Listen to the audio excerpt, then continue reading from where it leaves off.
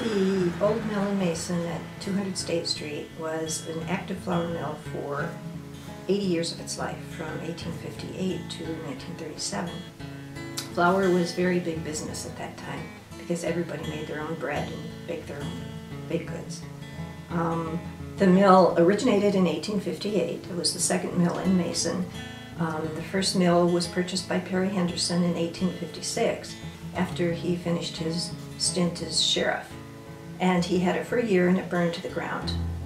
So that didn't faze him. He built a new mill across the road and called it the Phoenix Mill because it rose from the ashes, more or less. The original mill had only one set of grinding stones, and it ran on water power. But they had to dam Sycamore Creek for it to run, and the people of the town did not like that because it was causing illness and flooding. So the new mill was steam powered, and they did not use the water power, and they took the dam out. If you look over the Sycamore Bridge, you'll see stones down there that look like rapids, and that's where the old dam used to be. So Mr. Henderson did a good business in flour, but he also wanted to make it a distillery, so he was running both businesses out of the mill. Until the feds caught up with him and he wasn't paying his taxes on the liquor, so he had to stop distilling. He paid $7,000 in taxes and then sold the mill. The third millers that came in, the Greggs, were the first ones to brand the flour, and they called it snowflake flour. And snowflake flour was the best flour for your dough. And they would advertise, and flour was just very important to the economy and to everyone's lives because they were making their own bread. They weren't buying it at the grocery store. The next millers called the same flour, but they renamed it, and they called it white satin. And they said that white satin flour put a satisfied look on the cook.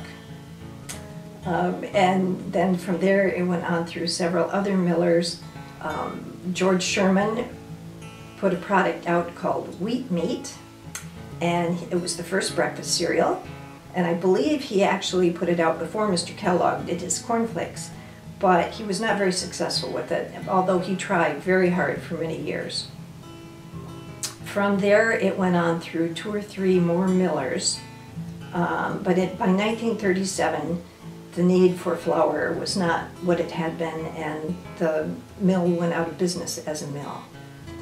In 1938, Hugh Silsby, who was also a former sheriff, opened it as a International Harvester dealership and repair shop. And he also ran it as a hardware store. He sold everything that a farmer coming into town to repair his machinery could ever need, including appliances.